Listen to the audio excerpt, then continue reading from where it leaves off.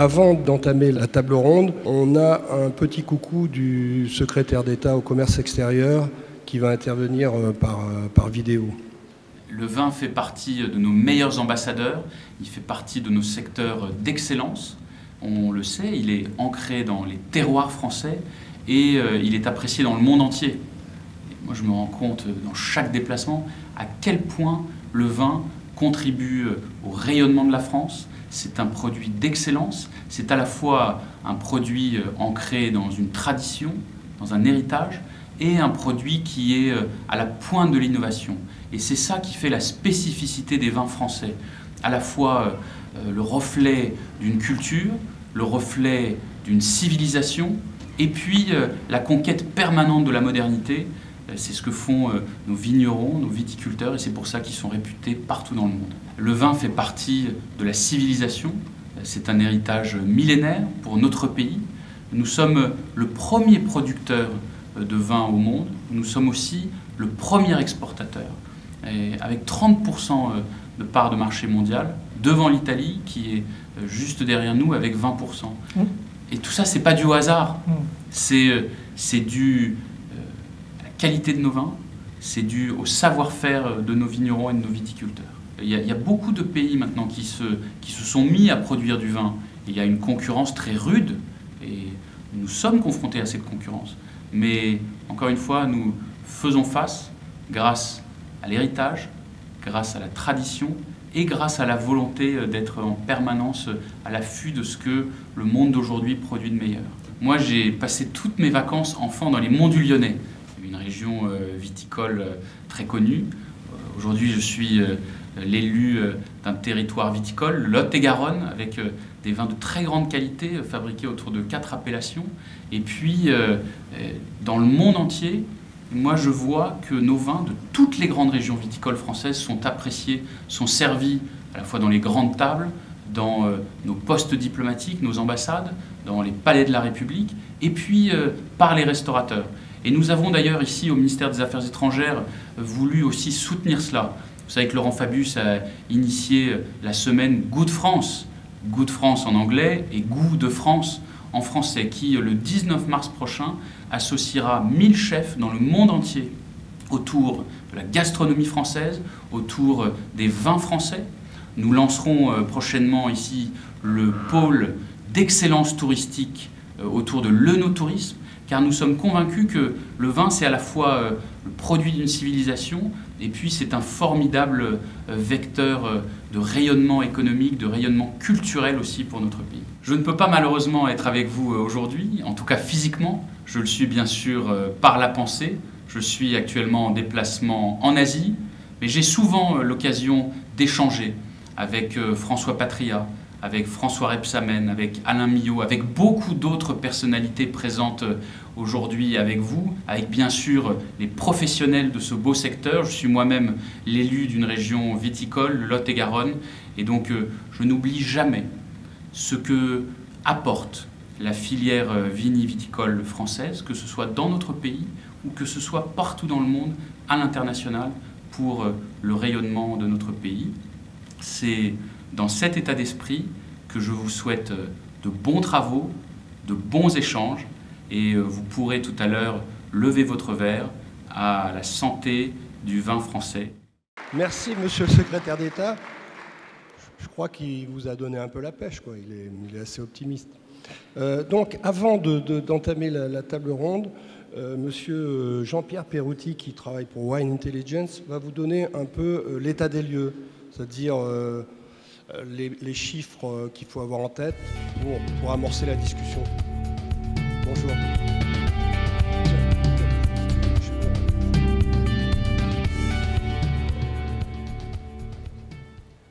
Bonjour, je m'appelle Jean-Philippe Perouti, je dirige la branche française de la société Wine Intelligence. Donc nous sommes une société d'études de marché et de conseil avec cette spécificité que nous sommes spécialisés dans les organisations vitivinicoles, essentiellement des marques, des négoces, des coopératives, mais également des interprofessions. Alors on m'a demandé de donner quelques chiffres, j'en ai quelques-uns, mais j'aimerais surtout donner ma vision d'ensemble, qui sera nécessairement brève donc un peu caricatural peut-être parfois, mais en ramenant les défis des vins français à l'export à partir d'éléments relativement factuels. Alors bon, ça c'est qui on est. On a une assez bonne vision de l'export, pas uniquement des vins français. Hein. La France représente à peu près 15 à 20% de notre clientèle, mais on est implanté dans 7 pays, on est présent dans 10 pays avec des partenaires associés, et on travaille dans une vingtaine de pays, notamment sous l'angle des consommateurs de vin. Alors, quelques éléments factuels qui ont été rappelés pour l'essentiel. Alors, la France, c'est quoi? C'est d'abord un leadership historique à l'export, les vins français, premier producteur, donc premier vendeur sans doute au monde, une notoriété excellente, alors pas en termes de notoriété qualitative, ça existe aussi, mais en termes de notoriété, de connaissance des vins. Sur tous les marchés sur lesquels on mène des études, les vins français sont généralement les plus connus. On connaît les vins de Bordeaux, on connaît Champagne, et si ce n'est pas le plus connu, c'est connu juste derrière les vins domestiques. Donc excellente notoriété. Alors la beauté de la viticulture, c'est également que ça produit des emplois qui sont difficilement délocalisables, ce qui par les temps qui courent est une force stratégique pour notre pays évidemment. Alors un autre chiffre intéressant me semble-t-il, c'est que le vin, si on exclut les spiritueux, représente à peu près la moitié de l'excédent commercial français, ce pas les exportations, dans les pays tiers hors Union européenne. Donc, ce qui vient compléter les chiffres donnés par le secrétaire d'État à l'export. Et enfin, un joli chiffre, 7,2 milliards d'euros d'excédent commercial pour les vins tranquilles et effervescents. Alors ça, c'était les bonnes nouvelles. Maintenant, puisqu'on parle d'éléments factuels, il faut aussi noter que les exportations françaises de vin se sont évidemment effondrées en 2008, c'est normal, le business s'est arrêté dans tous les pays du monde à ce moment-là, mais de façon un peu plus inquiétante, on n'a jamais retrouvé le niveau d'exportation qui existait avant 2008 en termes de volume. En valeur, oui, il y a de l'inflation, mais pas en termes de volume exporté. Un deuxième élément, c'est qu'on constate sur les 8 premiers mois de 2014 une baisse des exportations de vins français quand on les compare aux 8 mois précédents de 2013. Alors ça, c'est très inquiétant. C'est d'autant plus inquiétant à 2 points de vue. Le premier point, c'est que ce qui fait traditionnellement, certains diront malheureusement, certains diront heureusement, je ne me prononcerai pas, le fleuron des vins français à l'export, notamment les vins d'appellation, c'est eux qui subissent le plus fort recul. Moins 6% en volume, moins 12% en valeur. Ça veut dire que non seulement ils reculent, malgré des baisses de prix. Donc tout recule, les volumes et la valeur. Un deuxième élément, c'est que ça recule sur des marchés en expansion essentiellement. Le recul le plus fort est observé notamment sur le Canada, sur les États-Unis et sur la Chine. Ce qui est ennuyeux, puisque la Chine a quand même un peu sauvé la mise des exports des vins français depuis la crise de 2008. Donc il faut en tenir compte. Et évidemment, alors ça c'est enfoncer une porte ouverte, des concurrents très agressifs. Ce qui change peut-être depuis quelques années, c'est qu'on ne parle plus nécessairement de concurrence des vins du Nouveau Monde qui nous auraient balayés sur les marchés export. Bon, en même temps, on partait d'une base tellement haute qu'il faut bien faire de la place un peu aux autres. Mais maintenant, les concurrents agressifs, c'est aussi l'Italie et l'Espagne. Et c'est aussi l'Italie et l'Espagne, pas uniquement sur des vins d'entrée de gamme, en vrac, comme les Espagnols savent très bien le faire, mais également sur des vins de moyenne gamme, voire même de haut de gamme. On reviendra sur ce point-là. Alors, moi, je me suis dit, comme je suis un peu bête et méchant parfois, il doit se passer quelque chose. Si on exporte moins dans des marchés en expansion, c'est qu'il y a des consommateurs quelque part qui achètent moins de vin français et qui achètent autre chose. Alors, pour retourner à la base, ça c'est notre métier, c'est là-dessus que notre société s'est fondée à la base, je me suis dit, qu'est-ce qu'un consommateur cherche comme réponse quand il achète un vin, et est-ce que les vins français apportent ces réponses? C'est un peu bête et méchant, je vous l'accorde, il faut d'abord être en rayon, avoir une bonne distribution, etc. Mais in fine, il faut que quelqu'un achète et le boive. Alors, un consommateur, il se dit, est-ce que ça va être à la hauteur de l'occasion? À la hauteur de l'occasion, la barre est plus petite que les autres. Pourquoi? Parce que le consommateur va se dire, est-ce que ça va plaire à mes invités? Est-ce que je vais être fier de servir cette bouteille? C'est-à-dire 1 ou 2 fois par mois. C'est relativement rare, ce genre d'occasion spéciale, améliorée. Les vins français, de ce point de vue-là, pour ce qu'on en voit, pour ce qu'on en connaît, pour être un peu caricatural, répondent très bien à cette question. On est fiers de servir un Bourgogne, on est fiers de servir un Bordeaux, mais on est aussi fiers de servir un Napa Valley dans certains pays ou un vin de l'Oregon. Mais les vins français se comportent très bien sur cette dimension. Deuxième question, avec quel mets ça va aller? Avec quel plat ça va aller? Est-ce que ça va accompagner mes repas? Bon, les vins français font sans doute aussi bien que les autres là-dessus. Ceci étant dit, je serais curieux, je n'ai pas la réponse, de savoir combien de contre-étiquettes. C'est une des informations les plus attendues par un consommateur sur la contre-étiquette. On a des chiffres, si vous voulez, pour vous le démontrer. Combien de contre-étiquettes de vins français, et autres d'ailleurs, indiquent avec quelle plat ça ira? Sans doute pas mal, finalement. Mais combien d'étiquettes vous disent que ça ira très bien avec du sanglier farci? Qui mange du sanglier farci aux États-Unis? Ou en France même? Personne. Ou avec du pigeon rôti? Ou avec des choses un peu élaborées? On peut se poser la question. Troisième question qui se pose, sans doute une des plus importantes, est-ce que je vais aimer ce vin? Quel goût ça a? Et le goût est un aspect qui est très rarement abordé en marketing, que ce soit en France ou ailleurs d'ailleurs, mais c'est une motivation essentielle à l'achat. Le vin, c'est un liquide qu'on consomme, qu'on boit, et qu'on boit par plaisir, parce qu'on aime le vin aussi. Et les gens veulent savoir s'ils vont aimer le goût du vin qu'ils achètent. Combien de contre-étiquettes décrivent le goût du vin avec des mots que les consommateurs comprennent? C'est une question, je n'ai pas nécessairement la réponse. Et question la plus importante, est-ce que je vais en avoir pour mon argent? Le rapport qualité-prix. Et c'est sans doute là que le bas blesse pour les vins français. On le voit de façon systématique depuis de très nombreuses années. Pourquoi? Soit il y a une perception de cherté excessive pour certains vignobles, peut-être dû d'ailleurs au traitement médiatique qui est fait de ces vignobles. On vous raconte qu'aux ventes aux enchères à Hong Kong, on a vendu une bouteille de Bordeaux à 5 000 € ou de Bourgogne, ce qui se répercute dans l'opinion publique. Soit également un problème de méconnaissance. On ne connaît pas bien ces vins. Alors, comment est-ce que les consommateurs répondent à ces questions? Donc là, vous avez juste 3 marchés un peu emblématiques pour les exports de vins français, hein, États-Unis, Royaume-Uni, Chine. Le premier critère de choix dans tous ces pays, c'est le cépage. Les consommateurs anglo-saxons, alors les Chinois, je me méfie un peu. Hein. Qu'est-ce qu'ils appellent cépage? Il y a sans doute un peu de tout là-dedans. Ceci étant dit, les Anglais et les Américains ont une idée très claire de ce que c'est le cépage. Le cépage, c'est un signe de reconnaissance qu'ils connaissent, qu'ils comprennent, auquel ils sont entraînés. Alors attention, mon propos n'est pas de dire qu'il faut mettre chardonnay et pinot noir sur tous les bourgognes de la terre. Ce serait sans doute contre-productif à beaucoup d'égards. Par contre, le mettre sur la contre-étiquette ne mange certainement pas beaucoup de pain. La marque, qui ressort très très fort au Royaume-Uni. Pourquoi? J'achète ce vin, il me plaît, je peux le racheter. La France a traditionnellement pêché par manque de... Pardon? Aux États-Unis, oui. Qu'est-ce que j'ai dit? Au Royaume-Uni. Au Royaume-Uni, c'est également important, sauf qu'au Royaume-Uni, c'est un peu différent. Alors, un bon rabais, ça aide, hein, une bonne promotion de 20%, 50%, voire même on vous offre le vin. On en vient là, presque. Le pays, alors là, on voit que la provenance peut être importante. Mais avant la région d'origine, on trouve le pays d'origine, parce que le pays est porteur d'une image. Le pays est porteur de valeurs. Et le rayon vin est structuré autour du pays. Et enfin, la Chine, qui est un cas un peu particulier. La région d'origine vient en deuxième. Ceci étant dit, quand vous enlevez Bordeaux, la région d'origine dégringole. Et on retourne à des modèles plus cépage, marque, indicateur de qualité. Alors, puisque le pays est important, hein, notamment par exemple au Royaume-Uni, mais aussi dans une certaine mesure aux États-Unis, l'image du pays va influencer l'image du vin. Et ce qu'on voit sur les marchés, c'est évidemment la France, c'est le vin.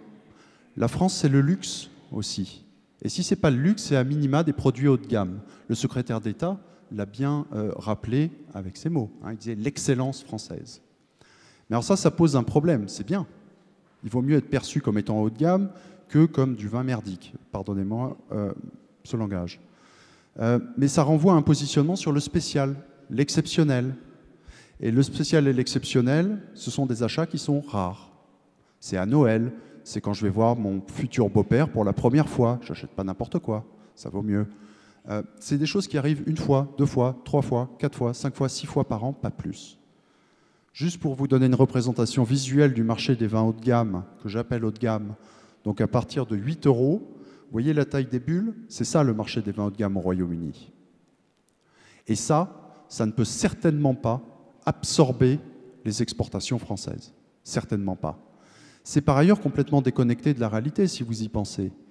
Un vin qui marche très bien, un des vins qui a connu énormément de succès au Royaume-Uni, aux États-Unis, pardon, français, c'est notamment Fat Bastard, du négoce Gabriel Meffre.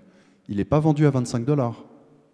Les vins du Rhône, de la vallée du Rhône, ne sont pas vendus à 25 $ aux États-Unis. Ils sont vendus entre 10 et 15, peut-être 12, 13. Ce qui est bien valorisé, ce qui correspond peu ou prou à la grosse bulle ou aux 5 à 6 livres au Royaume-Uni.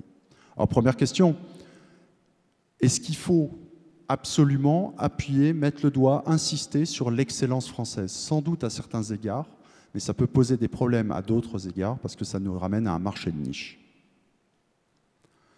Alors, deuxième élément, je me suis dit, puisque le pays est important, je me suis mis, pour les consommateurs quand même, la provenance, je me suis mis dans les chaussures d'un consommateur anglais ou américain qui se dit en se levant le matin, tiens, je vais aller m'informer sur les vins français. Ça n'arrive jamais, hein. Personne ne fait ça. Mais bon, des gens cherchent à s'informer une fois de temps en temps. Alors j'ai tapé Wines of France sur Google, il n'y a rien qui est venu, une page Wikipédia et des pages d'importateurs, ça m'a agacé. Alors comme je suis buté, j'ai mis Wines of France website. Et effectivement, on tombe sur un excellent site, Vin de France, bon c'est en français, mais qui est relativement génial dans le concept, puisqu'il dit, c'est très simple, hein, le visuel est très simple, Vin de France, avec quel vin, pour quel usage, et là, il vous donne toute une liste d'accords mets et vins. Formidable, on peut discuter sur le graphique, le design, mais c'est une attente des consommateurs, avec quelle place ça va aller. Et alors, un autre truc génial, Wine is simple. C'est un défaut traditionnel des vins français, une critique qu'on leur fait souvent, les vins français sont compliqués à comprendre. Vous avez des centaines d'appellations, on n'y comprend plus rien. Bon, on peut discuter sur le bien fondé de ça, c'est sans doute vrai, hein. Mais bon, là, on cherche à tacler ce problème. C'est là que ça dérape. On se retrouve sur une page. Alors, dans la page, on trouve « Comprendre les étiquettes de vin français ». C'est formidable. C'est exactement ça dont on a besoin. Décrypter, aider les consommateurs à décrypter l'offre. Je n'ai pas dit la simplifier. Je dis les aider à la lire. Alors, le problème, c'est qu'on tombe sur une première partie de page avec un lien Internet qui vous ramène... Je suis un consommateur anglais ou américain, hein. Ça vous ramène sur le site de l'INAO, qui est en français. C'est un peu aride, c'est réglementaire, c'est sans doute très complet. Alors vous vous dites, ok, bah, je vais retourner sur le site. Enfin, le type, l'américain, il est parti là, hein. Alors je ne critique pas le site, il part d'un concept qui est excellent. Mais bon, derrière, on voit bien quand même une philosophie pour communiquer sur le vin. Et derrière, alors sur l'autre bout de la page, pour comprendre les étiquettes, on trouve une photo d'étiquette de vin qui vous explique par le menu sur 15 éléments clés qu'est-ce qu'on trouve sur une étiquette de vin. L'allergène, les machins sur la santé, la marque, etc. Point barre à la ligne. C'est un peu aride pour expliquer les vins français. Alors je me suis dit, on va voir ce que font les concurrents. Wines of Spain. Ah tiens, Wines of Spain, ça tombe en première retombée sur la page sur Google. Vous tombez sur Wines of Spain USA, attention, USA. La première chose sur laquelle vous tombez, c'est des mots-clés.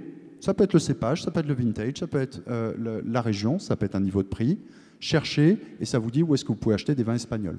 Donc, on voit bien la philosophie quand même des Espagnols qui sont tournés vers l'action, l'achat, la vente, l'action.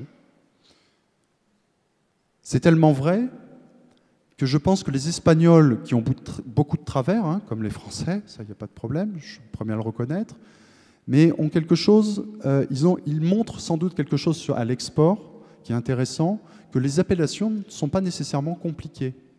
Preuve en est, Rioja. Si vous allez sur le site de Rioja, une des premières pages, on vous explique, bon alors attention, bon rapport qualité-prix, des marques fortes, 2 ou 3, hein, ça aide sur les marchés, un bon taux de promo, ça fait vendre, mais également une clé de lecture extrêmement simple donnée aux consommateurs.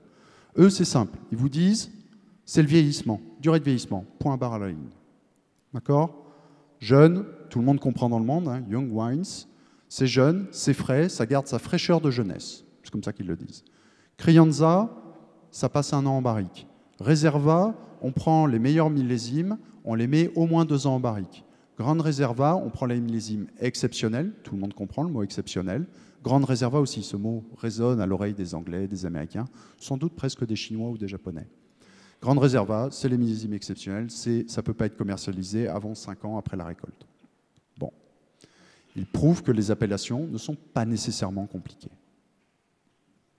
Alors je me suis dit, un deuxième concurrent, les vins italiens, on en a parlé tout à l'heure. Alors là, c'est un autre problème, vous tapez Wines of Italy, il n'y a rien qui sort. Enfin si, il y a des choses, hein. Il y a Wikipédia, il y a des pages d'importateurs, vous allez sur la deuxième page, il n'y a toujours rien. Alors, pourquoi est-ce qu'ils marchent alors? Je veux dire, ils ne sont pas visibles, même pas sur Internet. Est-ce qu'ils en ont vraiment besoin? Alors, pour illustrer mon propos, avant ça, il y a un élément que les vins italiens ont, que les vins français n'ont pas sur les marchés export, je vais vous choquer, c'est leur gastronomie. Les Italiens, et je ne parle pas de leur diaspora en plus, hein, si vous vous baladez au Canada ou en Australie, une winery sur 3 a un nom italien d'ailleurs, mais bon, et pas mal d'importateurs sont d'origine italienne. Passons. Les Italiens ont des pizzerias. Dans toutes les high street du monde, à New York, à Londres, à Pékin, où que vous alliez, à Tokyo, il y a une pizzeria.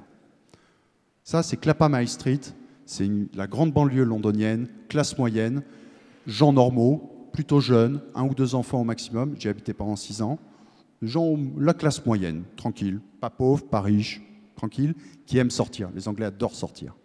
Ça, c'est la high street. Vous avez un resto mexicain, vous avez un resto brésilien, vous avez La Rueda, qui est donc un resto espagnol. Il tourne beaucoup de vin espagnol. Vous avez un resto de burgers. On continue dans la rue. Hop, premier italien, Strada. Ça tourne, hein, Strada. C'est une chaîne. Ils accueillent les familles avec enfants. Ils ont tout ce qu'il faut pour accueillir les enfants. Et ça tourne très, très, très fort. Bon, KFC, ils ne tournent pas beaucoup de vin, eux. Ensuite, l'inévitable resto indien. Du porc grillé, allez savoir pourquoi, mais à côté du caviste. Là, c'est la même rue, hein. Un autre resto mexicain, le Fish and Chips, normal. Tiens, l'Osteria, une autre pizzeria. Alors là, on est sur un concept de pizzeria familiale. Très bon, très bien. Des vins un peu plus chers, italiens. Bon, vous avez le McDo. Un autre resto de burgers. Les ventes de burgers ont dépassé les ventes de fish pie dans le on-trade britannique il y a quelques années. Ça a été une tragédie nationale. Mais ils font essentiellement de la bière dans ce genre d'établissement. Hop, on arrive au bout de la rue, un troisième italien. Alors là, on est plus sur un concept plus moderne, plus jeune. À l'intérieur, il y a des grandes tables en bois. Il y a des produits italiens. Vous trouvez du Parmigiano Reggiano, vous trouvez du jambon cru, vous trouvez... C'est un peu de l'épicerie haut de gamme avec restauration type sandwicherie haut de gamme dessus. Pour résumer, il y a à peu près 7 ou... j'ai compté hier, à peu près 10 thématiques de restauration. Je vous ai évité les pubs, hein, évidemment, et les gastropubs. 10 thématiques de restauration étrangère, sauf une. Il n'y a pas de restaurant français. Le seul restaurant français à Clapham, dans toute la zone, Clapham c'est beaucoup, hein, c'est au moins 200 000 habitants, tout ça, toute cette zone. Il y a la plus grande gare, une des plus grandes gares d'Angleterre à Clapham Junction. Ça draine énormément de monde. Le plus proche, il y en a un, il faut prendre le bus pour y aller. Le ticket moyen est à la louche de 30 livres par personne, hors vin. Il vous facture les frites supplémentaires, je le sais, 2 livres supplémentaires, 3 €, pour avoir un rabiot de frites sur votre entrecôte de frites. Très cher. La restauration française à l'étranger est très haut de gamme, on est bien d'accord. Elle est tellement haut de gamme que personne n'y va. À part des gens qui, effectivement, soit ont les moyens, soit une fois par an ont envie de se faire vraiment plaisir. Et enfin, l'Italie a Jamie. Vous connaissez Jamie? Jamie Oliver. Ce type, cet homme a une boîte qui repose uniquement sur lui et son nom. Il fait 40 millions d'euros, hein, de chiffre d'affaires. Ça a été un drame l'an dernier, ça a été répercuté dans la presse financière. Il a distribué qu'1 million d'euros de dividendes. Ça a été divisé par 4. Jamie Oliver, c'est une entreprise. C'est une véritable star au Royaume-Uni. Il a fait en fait toute sa carrière sur la cuisine italienne, faire de bons plats italiens en 15 à 30 minutes chez soi. Tranquille, décontracté, relax. Les Français n'ont pas ça. Ils n'ont pas un Jamie Oliver. Ils ont de grands chefs, on est entièrement d'accord, et c'est important pour tirer les vins très haut de gamme, voire luxe, mais ils n'ont pas de Jamie Oliver. Alors je vais finir, je vais accélérer. Vous me direz, mais Perutti, il est bien gentil, il nous parle quand même du moyen de gamme. Après, on vend aussi des vins haut de gamme. Alors la question, c'est qui achète des vins haut de gamme? Est-ce que ce sont des connaisseurs? Oui, pour partie. Si je prends l'exemple du marché, juste pour donner un exemple, les vins blancs haut de gamme au Royaume-Uni, 8 à 9,99, c'est au-dessus de 10 €, ça. C'est des vins chers, hein. C'est pas du luxe, d'accord, mais c'est cher. Qui achète ça? Alors, évidemment, vous avez un peu plus de 2 millions de consommateurs qui le font fréquemment, plus d'une fois par mois, Et ce sont des connaisseurs, des adventurous connaisseurs, des generation treaters, des jeunes qui ont un fort pouvoir d'achat. Eux vont s'intéresser au concept de région d'origine et d'appellation. Voire même peut-être un peu au-delà. Peut-être même qu'on peut leur parler de climat ou de schiste ou de trucs comme ça. Peut-être. Mais on trouve un premier groupe, les mainstream atomers. Comme leur nom l'indique, ils sont mainstream. Et essayez pas de leur parler de l'influence du climat sur le vin. Ça ne fonctionnera pas, ils s'en fichent. Ce n'est pas leur problème. Après, vous avez 4 millions de consommateurs britanniques qui le font plus rarement, mais ils sont 4 millions. Et là, mainstream atomers, c'est les premiers. Et risk-averse youngsters, des jeunes qui n'y connaissent rien. Et ensuite, vous avez ceux qui le font 1 à 5 fois par an. Ils sont 10 millions pour l'essentiel des mainstream atomers. Les mainstream atomers, je les appelle des gens normaux. Ils connaissent 1 ou 2 régions de vin, ils ne vont jamais sur un site d'appellation, jamais. Et dans leur vie, pour choisir un vin, il y a 2 choses qui comptent. Et une fois de temps en temps, ils vont monter en gamme, mais il faut, par contre, pour monter en gamme, il faut qu'ils soient rassurés. Il faut qu'à 12 €, il faut qu'ils soient sûrs qu'ils en aient pour leur argent. Et pour être sûr qu'ils en aient pour leur argent, ils regardent une chose en particulier, le pays d'origine, mais surtout, la marque. Alors, mainstream atomers, quel type de marque est-ce qu'ils vont regarder? Par exemple, c'est illustratif. Donc là, vous avez les vins néo-zélandais, ça nous dit 1/3 des consommateurs de vins néo-zélandais sont des mainstream atomers. C'est en ligne à peu près avec la population, ce qu'on trouve au Royaume-Uni. La Bourgogne, c'est 1/4 de ces acheteurs. Par contre, la Bourgogne fait très bien sur les connaisseurs. Hein. Ils font bien mieux que les vins néo-zélandais, 25%. 1/4 des acheteurs de vins de Bourgogne au Royaume-Uni sont des connaisseurs, des experts dans le vin. Les Néo-Zélandais ont fait quelque chose d'un peu mieux pour conquérir les gens normaux. Alors qu'est-ce qu'ils ont fait? Bon là c'est très caricatural, mais un des facteurs de succès des vins néo-zélandais, c'est sans doute le fait, d'abord qu'ils surfent sur le Sauvignon blanc. Hein. Alors au début, Sauvignon blanc, aussi un peu Pinot noir, beaucoup même. Un cépage connu, des marques connues, il y en a 5 ou 6, et surtout des marques qui sont toutes alignées en rang d'oignon et qui ont toutes le doigt sur la couture du pantalon. La dernière fois où un Néo-Zélandais a essayé de vendre un vin en grande distribution britannique à moins de 5 livres, il s'est fait plus ou moins dégager. Ils n'ont pas payé des voyous pour aller lui casser la figure, mais ça a été relativement rude et le type a dégagé du marché. Ils ont tous une capsule à vis et ils sont relativement soudés derrière ce que j'appelle une interprofession, un Wines of New Zealand, qui est relativement puissante, qui coordonne pas mal notamment tout ce qui est recherche et développement et prospective sur les marchés, et qui notamment développe toute cette image de marque des vins néo-zélandais qui est reprise par toutes les marques. Vous allez sur leur site, c'est systématiquement repris. Cette idée de pureté, hein, on retrouve ça dans les étiquettes, cette idée de protection de l'environnement et cette idée de durabilité. Voilà. J'ai fini. Je voulais juste donner, sans doute, je suppose que mon message est plus de donner d'adresser des questions, de susciter le débat. Beaucoup de questions. Voilà, il y a beaucoup de questions. Il y a un fossé entre les perceptions très haut de gamme des vins français et la réalité, à combien les vins français sont réellement vendus sur les marchés export et où est le marché. Qu'est-ce qu'il faut faire? Jouer à fond sur cette image, réduire le fossé. Quelle que soit la gamme de prix où on vend, on ne s'adresse pas uniquement à des amateurs éclairés, mais aussi à des gens normaux. La question, c'est comment on s'adresse à eux? Est-ce qu'il faut simplifier l'offre française? À mon avis, c'est un faux débat. Hein. On a, je sais pas, 400 ou 300 appellations, ou 500 ou 600. On ne va pas les tuer. On va pas revenir à 3 appellations. On va sûrement perdre des marchés à faire ça. Par contre, sans doute, la rendre un peu plus lisible et décodable. Est-ce qu'il faut parler du goût du vin? Ça a l'air de tomber sous le sens, mais on ne parle pas souvent du goût du vin. On parle beaucoup de la région, on parle beaucoup de l'influence du terroir, on parle beaucoup des notes d'experts que personne ne lit. Hein. Enfin, je veux dire, par cœur, personne achète et est abonné à par cœur. Il y a quelques centaines de milliers de gens dans le monde qui le sont. Et ça ne concerne qu'une catégorie de vins. Alors, et le concept de terroir, est-ce qu'il est antinomique de cépage?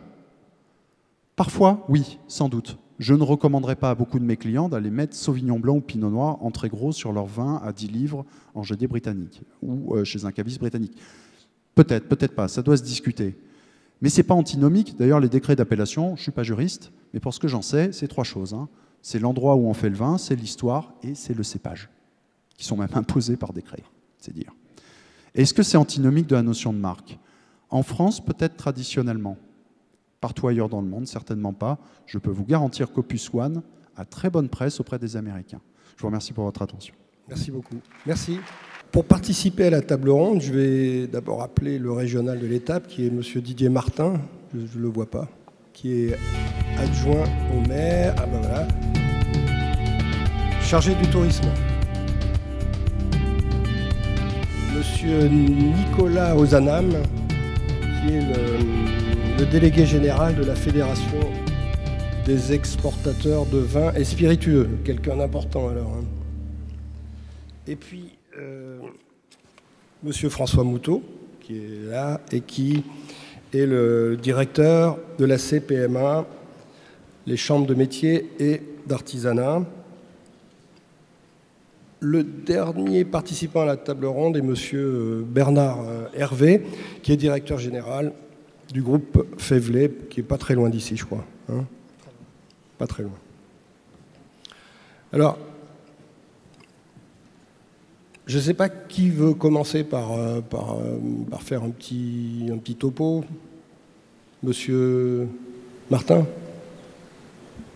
Écoutez, je suis un peu gêné parce que je suis l'invité de dernière minute et j'ai des responsabilités dans le tourisme à Dijon, en Bourgogne, et je m'implique aussi à Tout France. Alors, pour faire la transition, on a parlé beaucoup de vin ce matin. Je vais parler un peu de tourisme et surtout parler des rapports entre le vin et le tourisme en France. Il y a deux chiffres à mettre en parallèle. Vous avez dit le volume et la valeur. La France, en volume, est le premier pays du monde par le nombre de touristes, 83 millions. Et en valeur, nous sommes que les troisièmes. Donc il y a un parallélisme. Avec 42 milliards toutefois de valeur, c'est pas neutre. Et puisqu'on parle d'économie, en termes de balance des paiements, c'est un peu plus de 11 milliards d'euros bénéficiaires pour la France. Alors à un moment où le déficit français préoccupe tout le monde et où on se demande comment booster les exportations, il faut bien comprendre que le tourisme, quand il consiste à faire venir des étrangers en France, équilibre la balance des paiements. Ça, c'est les chiffres clés tels que Tout France peut vous les donner. Quand ils viennent dans les vignobles, ils boivent du vin en plus. Alors le vin, on a parlé en termes d'image. Le vin, c'est de la culture. C'est pas seulement un produit, c'est de la culture. Avec ici en Bourgogne une culture très forte autour du terroir, qu'on appelle le climat, qu'on veut faire classer au patrimoine mondial de l'UNESCO, qu'on veut marier avec la Cité internationale de la gastronomie à Dijon. Donc c'est un emblème. Et en tant qu'emblème, il suscite beaucoup de désirs, beaucoup d'attentes, et en même temps, c'est un plaisir. Il fait venir beaucoup de touristes, en fait. Donc c'est en Bourgogne, je parle de la Bourgogne, mais il y a quand même 17 régions en France qui produisent du vin. Mais en Bourgogne, le vin est un produit qui motive beaucoup les déplacements. Il y a 44% de nos touristes étrangers qui ont choisi la Bourgogne à cause du vin. Leur motivation première et leur achat sur place. Encore un chiffre, on estime, les études, des estimations, on estime en Bourgogne aux alentours de 220 € de dépenses par touriste ici en Bourgogne. Avec bien sûr l'achat de vin qui pèse beaucoup, mais aussi la dégustation, les bars à vin. Donc ça pèse. En fait, je m'adresse aux spécialistes ici. Quand les touristes étrangers achètent du vin en France, c'est comme si on l'exportait, quoi. Je ne sais pas si on en tient compte dans les exportations. Mais peut-être, si vous voulez, je peux vous poser des questions et comme ça. Par exemple, les chiffres qu'on nous a donnés tout à l'heure, il y en a un qui est assez impressionnant, c'est qu'apparemment, il y a un problème en 2014. C'est-à-dire on exporte moins en valeur. Est-ce que vous avez une idée de ce qui se passe, vous qui suivez ça presque au jour le jour? On nous a déjà donné une explication, mais peut-être que vous pouvez aller plus loin. Est-ce que c'est vraiment ça sera une année noire ou bien c'est une exception? D'abord, il faut relativiser. C'est pas une grande année 2014 en termes de chiffres à l'exportation, mais on a connu des années malgré tout plus difficiles. Je crois que globalement, il n'y a pas de mystère, le vin n'est pas un produit de première nécessité. Il n'échappe pas à une certaine réalité de son environnement et il n'y a pas besoin de réfléchir beaucoup pour constater que globalement à l'échelle de la planète, on a connu des périodes économiques plus fastes, on va dire, et que quand c'est un petit peu difficile, on serre un petit peu la vis, notamment sur des produits tels que le vin. Ça, c'est le premier élément. Le deuxième élément, c'est que dans un certain nombre de marchés qui étaient très dynamiques, et je vais évoquer bien évidemment la Chine, il y a eu des choix d'orientation politique il y a de cela environ une année qui ont fait cesser un type de consommation. Donc clairement, il y avait une consommation très forte dans les sphères publiques, dans des banquets, etc. Et par la mise en place de la politique anti-extravagance du président chinois, cette consommation a cessé. Donc c'est un mode de consommation qui a disparu et le marché doit se reconstruire sur une base ordinaire. C'est pas, comment dirais-je, il y a véritablement une émergence d'un vrai marché de consommation du vin en Chine, mais il va falloir du temps pour que ce marché se restructure après qu'une frange entière de consommation un peu spéculative disparaissent et se reconstruisent à partir du bas plutôt qu'à partir du haut. Et puis le troisième élément, et c'est peut-être celui-là le plus préoccupant, c'est que, comme on dit, on ne vend pas le vin qui n'est pas dans le tonneau. Et la Bourgogne le sait parfaitement, mais c'est vrai à l'échelle du pays. On a connu une succession de petites récoltes et que les vins que vous n'avez pas, vous ne pouvez pas les vendre, et que les vins que vous avez, globalement, ont plutôt tendance à monter en prix, ce qui vous affecte votre positionnement sur les marchés extérieurs. Donc,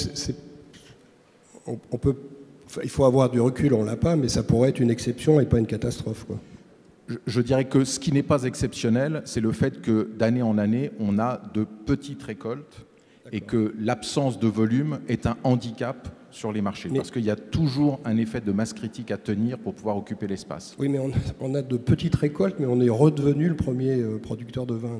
Est-ce que le plus important est d'être le premier parce que les autres diminuent, première chose, ou est-ce que l'important c'est d'être le premier vendeur de vin? Parce que la question est bien celle-là, c'est pas tout de le produire, il faut le vendre. Oui, Monsieur Moutou. Vous m'avez fait monter pour que je dise des choses que tout le monde n'oserait pas dire, alors je vais en profiter. Ouais. Je trouve très intéressant les dernières présentations qui viennent d'être faites, parce que si on raisonne autour de 10 euros, enfin l'équivalent de 10 euros, c'est pour avoir un produit de qualité.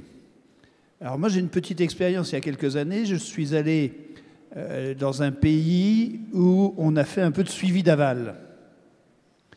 Donc nous sommes allés dans tous les supermarchés de la ville dans laquelle nous étions et nous avons ramené tous les vins originaires de la région avec laquelle je me promenais. C'est mystérieux, ça. Hein? Oui, je ne veux pas être désagréable tout de suite. C'est pas la Bourgogne. Bon. Et on a goûté à l'aveugle la vingtaine de produits de Côte-du-Rhône. Zut, je l'ai dit. La vingtaine de Côte-du-Rhône qui étaient là. Le pire des vins qu'on a sorti de ce supermarché a été dégusté à l'aveugle par un producteur qui nous a dit « Le gars, c'est pas vinifié, c'est n'importe quoi, il n'y a pas de stabilité et la bouche est catastrophique. » On enlève la chaussette, c'était son vin. Aïe, aïe, aïe. Vous me direz après, alors. Pour les initiés, assez liés à vin et santé, d'ailleurs. Bon, donc, on est là, quand même, sur un problème. C'est-à-dire que si on a des produits qui ne correspondent, qui en image. Est-ce que vous voulez dire si les vins d'entrée de gamme, encore que là on n'est pas dans l'entrée de gamme, un petit peu au-dessus de l'entrée de gamme, ce qui pose encore plus de problèmes. Est-ce qu'on est sûr de maîtriser suffisamment notre production pour que les consommateurs qui viennent tâter du vin français soient suffisamment contents pour revenir au vin français? Peut-être M. Hervé va répondre. Je pense que votre argument est assez juste. On ne bâtit pas une politique, je dirais, forte à l'export et une politique de marque sans avoir stabilisé la qualité. Ça, dans tous les exemples de réussite internationale, il faut une qualité suivie. Et j'en veux pour preuve, parce que vous allez en parler tout à l'heure, quelqu'un qui a réveillé le rosé, et c'est le château d'Esclans. Et le château d'Esclans est fait par un de mes amis, avec qui je travaille par ailleurs aux États-Unis, qui est Patrick Léon, qui est l'ancien patron de Mouton Rothschild. Il n'y a pas de miracle, quoi. C'est une évidence qu'aujourd'hui, Esclans va faire 1,5 million ou 2 millions de bouteilles, en partant de rien il y a 7 ans. C'est énorme pour du rosé, et c'est du rosé en plus vendu très cher sur les marchés, notamment les marchés américains. Mais la qualité, si vous le goûtez, la qualité est d'un très très haut niveau. Donc il est clair que sans qualité, on ne bâtit pas une marque. Oui, mais ce qu'a dit M. Moutot est quand même assez inquiétant, parce que limite, on aurait pu comprendre que pour les vins d'entrée de gamme, la qualité ne soit pas tout à fait là, mais là, on est un peu... Donc, ça mériterait une analyse un peu plus approfondie. Est-ce que vous avez est-ce que vous avez une idée de ce qui a pu se passer, parce que si c'est généralisé, on est mal parti, là. Si c'était... Je crois que ça marche tout seul. Si. Je ne sais pas dans quel pays c'était, mais si c'était en Chine, ma foi, ça fait partie des coutumes locales. Hein. On vend beaucoup plus de Lafite que Lafite n'en a jamais produit sur les 50 dernières années dans ce pays. Sur d'autres pays, quand même, c'est devenu relativement rare. Je pense aux États-Unis, au Royaume-Uni, au Canada. C'est quand même rare maintenant de trouver un vin, des vins en tout cas, qui ne soient pas à la hauteur du niveau de prix auquel ils sont. Maintenant, le point étant que ça soulève une autre question que je n'ai pas abordée, d'abord parce que ce n'est pas ma spécialité, mais la maîtrise technologique des vins. Je ne suis pas œnologue. Par contre, ce que je sais, c'est que j'ai des clients qui bâtissent des marques et un de leurs principaux défis, il est technologique. Si on pense à une marque comme Jacob's Creek, de l'ancien Orlando Wyndham, je connaissais un peu un des winemakers à l'époque. Il disait que c'était très compliqué de recruter des œnologues chez eux parce qu'il leur fallait des œnologues extrêmement pointus et que c'était sans doute là où on faisait ses meilleures classes dans le monde. Parce qu'il fallait sortir des dizaines de millions de cols à qualité constante tous les ans, qui en plus voyagent, c'est tout un cauchemar logistique. Donc il y a toute une question d'investissement technologique, logistique. Est-ce qu'on l'a en France? Je ne suis pas certain. Quoique, on a par exemple, on a le plus grand vignoble du monde, dans le Languedoc. Enfin, je viens des Corbières, alors je suis un peu biaisé, vous me direz, mais où on a quasiment inventé le vin rouge et le champagne à Limoux. Technologiquement, ce sont de très gros faiseurs de vin, ils ont de la logistique, ils ont de la technologie. Maintenant, la question, c'est est-ce qu'on investit suffisamment pour pousser ça à l'export?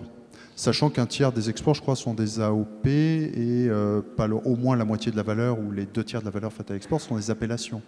Il y a toute la question des vins de cépage, et d'ailleurs les marques porteuses à l'export pendant longtemps, pas toutes, hein, il y a de tout, mais je pense à des marques comme La Chasse du Pape, La Chasse, pardon, il faut plus dire du Pape, J.P. Chenet, toutes ces marques qui ont porté à l'export à la fois les cépages et les appellations, mais avec des process technologiques très très pointus derrière pour faire de la qualité, au sens de la qualité constante. Mais là, c'est plus de l'entrée de gamme, ça, non? Ou du milieu de gamme, hein. Vous savez qu'est-ce que c'est l'entrée de gamme? C'est le problème sur toute la gamme.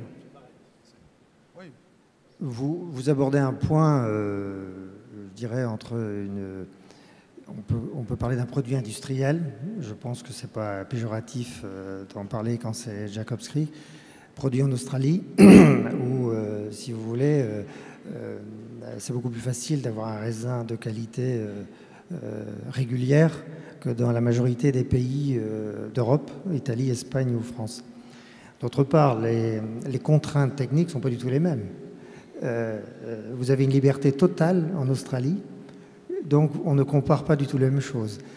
Donc ça, c'est un point. Deuxième point, pour quand même travailler dans beaucoup de pays étrangers, on aime bien quand même se tirer les balles dans le pied en France, mais je peux vous dire que la meilleure école d'œnologie est encore en France, est encore française et de très loin. Moi, je travaille aux États-Unis depuis plusieurs années, pas très loin de Davis, et je peux vous dire qu'on n'a pas à rougir du tout. Et avec beaucoup d'œnologues, donc il y a Je pense que vous parliez tout à l'heure de faire des qualités égales. C'était très difficile, pas tant que ça quand on a toutes les facilités technologiques et techniques en Australie. Moi, les gens que j'admire, en Champagne, c'est les chefs de cave qui sont capables de faire du brut non millésimé. Là, non seulement vous devez connaître toute la technique, mais avoir une expérience absolument considérable pour répliquer, si vous voulez, des bruts non millésimés, année après année, avec des productions qui ont 3, 4, 5, 10 ans. Ça, c'est une vraie performance pour moi, au-delà de la technique. Si vous permettez, puisque mon rôle, c'est de faire la passerelle entre le vin et le tourisme, je peux témoigner que nous avons les mêmes enjeux en termes de qualité. Je crois que tout le monde connaît le classement des hôtels et s'y réfère. C'est vrai que ça change aussi dans le temps. Il y a aussi, pour le vin et pour le no-tourisme, on a inventé un label. Alors, la France est un peu le pays des labels, malheureusement. Et on est très ingénieux pour en créer. Après, il faut les faire vivre, il faut les animer, il faut en faire la promotion. Voilà. Mais en ce qui concerne le vin et le tourisme, nous avons ce label national qui est un label certifié qui porte sur les caves, sur les hébergements, sur la restauration, sur les bars à vin, les offices de tourisme qui font la promotion du vin au cours d'un court séjour touristique. Notre objectif, c'est le court séjour touristique. Il y a 36 destinations en France qui ont ce label vignoble et découverte et un conseil supérieur de l'œnotourisme, on est en France, qui donne ce label après des audits, après des vérifications sur le terrain. Donc on a des outils, parfois pas connus, c'est pour ça que j'en fais la promotion. De la pub. Je suis dans mon rôle de faire la promotion des labels existants. Et je voudrais ajouter aussi qu'un autre travail très important est fait avec le BIVB, enfin avec les interprofessions en général, dans le cadre de ce qu'on appelle un cluster œnotourisme, qui mélange des moyens qui viennent des interprofessions et des institutionnels du tourisme, c'est-à-dire c'est les offices de tourisme, c'est les agences départementales ou régionales, c'est bien sûr Atout France, et quand l'idée est très bonne, vous vous en doutez, puisque je vous l'explique et ça vous paraît très naturel, mais je vais vous dire qu'il y a seulement 500 000 € de budget pour la promotion de ce cluster œnotouristique, ce qui est dans l'absolu est quand même assez faible, surtout qu'on a ciblé 6 pays européens. Alors bon, ça existe, ça a le mérite d'exister, ça fait se rencontrer les familles du vin et les familles du tourisme. Et puis, mais il faut continuer. Ça fait connaître le vin français. Ça fait connaître le vin français. Alors, on fait aussi, ce cluster fait aussi des opérations sur les réseaux, de façon à inviter des blogueurs, des recommandeurs de destinations. On les invite en France. On en a invité 6 des États-Unis pour faire des recommandations. Et après, on voit l'impact dans les réseaux. Ce qui m'amène à poser une question, parce que en France, il y a je ne sais pas combien d'appellations. Les terroirs, il y en a une quantité infinie. Chaque région a ses particularités. Est-ce que pour exporter plus, on a besoin d'un chef d'orchestre, ou bien les grandes marques se débrouillent toutes seules, les grandes coopératives se débrouillent toutes seules? Est-ce qu'il faut unifier les forces, ou bien est-ce que chacun doit y aller de son côté? Alors on voit bien qu'il y a des tentatives de réunification, mais je ne sais pas jusqu'à quel point c'est efficace ou pas, ou si on tourne en rond ou pas. Pour l'exemple que je viens de donner, c'est France Agrimaire qui coordonne les actions. Oui, mais ça fait une action parmi d'autres actions. Peut-être vous voulez répondre, monsieur. Comment dirais-je, c'est une histoire sans cesse répétée, parce que la mise en musique des efforts à l'exportation dans les régions c'est quelque chose qui existe depuis assez longtemps, qui tente de se réorganiser d'année en année, mais ça reste toujours très compliqué parce qu'on est malgré tout gaulois et que le côté individualiste, même s'il y a des gros efforts, notamment via les interprofessions, notamment sur le thème de la communication pour fédérer les initiatives, reste relativement compliqué à mettre en œuvre et à porter des résultats dans la durée.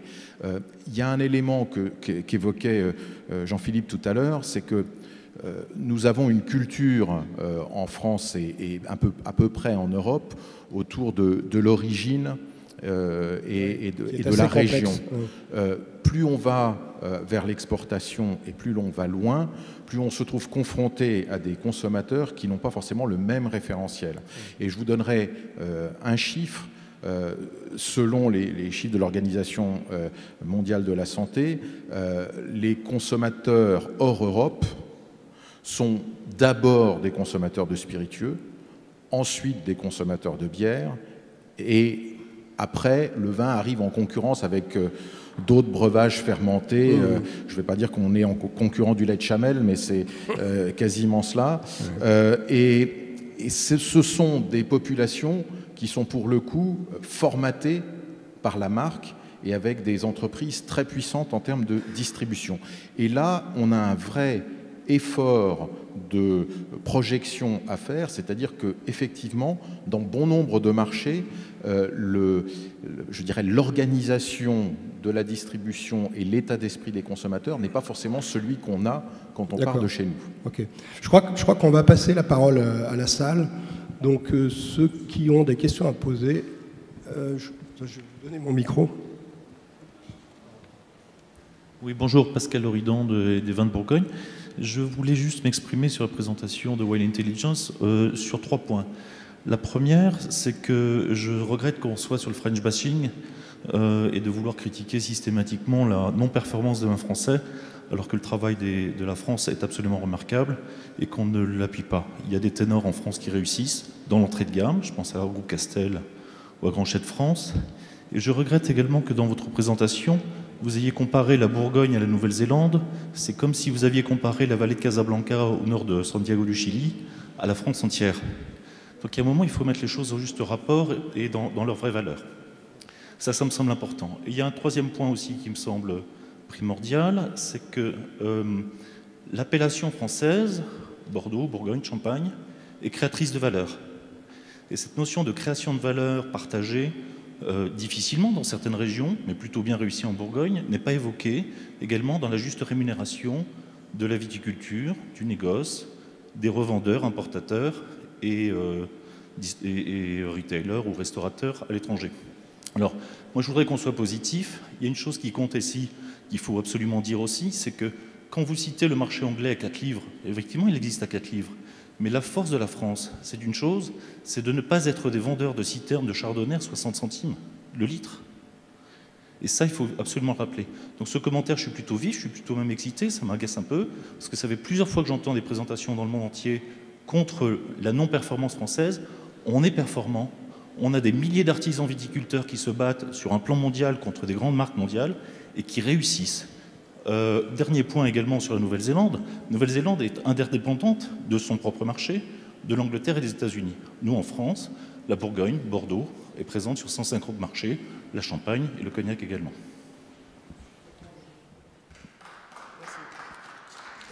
Est-ce qu'il y a une autre question? Enfin, là, c'était plus un commentaire. Là.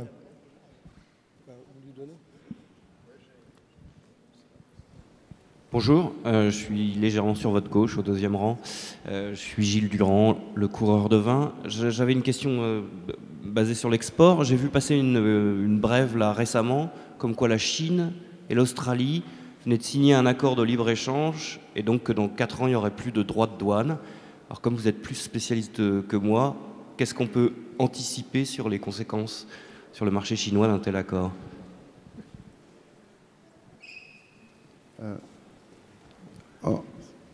On peut anticiper qu'ils vont en profiter, mais surtout on peut, enfin à mon sens, anticiper qu'ils vont en fait capitaliser sur ce que les Australiens, en l'espèce, font dans la zone d'Asie du Sud-Est depuis tranquillement 15 ou 20 ans, finalement.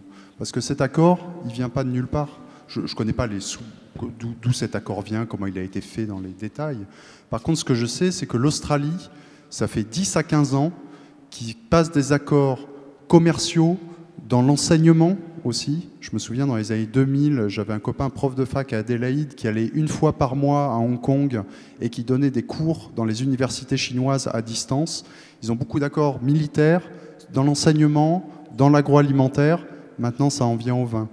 Ce qu'on sait aussi, c'est que le Wine Australia, enfin, ils ne s'appellent plus comme ça maintenant, enfin, si, c'est leur logo, ont décidé de concentrer la majeure partie de leurs efforts à l'international sur le marché chinois, notamment en termes de formation des prescripteurs. C'est le programme Wine A+, je crois. Donc, en fait, l'accord que vous évoquez s'inscrit dans un contexte où les Australiens sont fortement implantés sur le territoire d'Asie du Sud-Est, ont des marques qui commencent à monter dans cette zone et vont... alors après, l'impact sur les vins français, allez savoir. Je finirai juste par dire que la perte... Est-ce que je peux juste dire un mot sur la remarque de M. Loridon? Le French bashing n'est pas mon propos. Mon propos est d'essayer de comprendre pourquoi est-ce qu'on a une viticulture, j'ai cité des succès français. Alors évidemment, Fat Bastard, c'est pas très sexy pour la notion de terroir, mais Fat Bastard, La Chasse, Blason de Bourgogne, les Champenois, des succès, on peut en donner à l'appel. Ceci étant dit, il y a des problèmes. Il y a des problèmes. J'étais chez un négociant la semaine dernière, en plein milieu de la réunion. Il a eu un coup de fil d'un grand distributeur. Il a perdu 3 millions de cols. Trop cher, problème de sourcing. Ce qui montre bien que le business, les coûts fixes de mon client, en l'espèce, sont couverts par le 4 à 5 livres. Les coûts fixes, pas la valeur. Mais une fois qu'il reste ces 6, 7, 8 livres à vendre, il va continuer à les vendre parce qu'en plus, ils sont bons. Enfin, je veux dire, ils font du bon travail. Mais il a perdu un marché qui couvrait ses coûts fixes. Ça va poser... Il ne va pas en mourir en l'espèce parce qu'ils font d'autres choses et ils vont rebondir. Mais le gros du marché est là. Et le gros du marché est français. Ce sont des vins français qui bénéficient d'une image très haut de gamme. Ce qui, à terme, je ne dis pas qu'il faut tout baisser vers le bas, ce n'est pas mon propos. Ni de dire qu'on est des nuls, ce n'est pas mon propos non plus. On fait 7 milliards d'excédents. Ça fait combien d'Airbus? Une centaine d'Airbus ou de Rafale ou peu importe. Plus. Mon propos est de dire que notre offre n'est pas nécessairement, je pense qu'elle est pléthorique, et c'est très bien comme ça, sans doute, mais elle n'est pas lisible. Est-ce qu'il n'y a pas un moyen de la rendre un peu plus lisible? C'est mon seul propos. Monsieur Moutot, vous voulez... Oui, malheureusement, on n'a plus de temps pour les questions. Juste une toute petite remarque. L'année prochaine, on est en 2015, on fêtera les 600 ans de la bataille d'Azincourt. Donc on peut effectivement continuer comme ça. Bon, mais quand on parle de lisibilité, on a sur l'étiquetage un véritable problème totalement technocratique. On a des règles d'étiquetage qui sont nationales mais surtout européennes, qui vous mènent une étiquette qui est totalement illisible à l'étranger.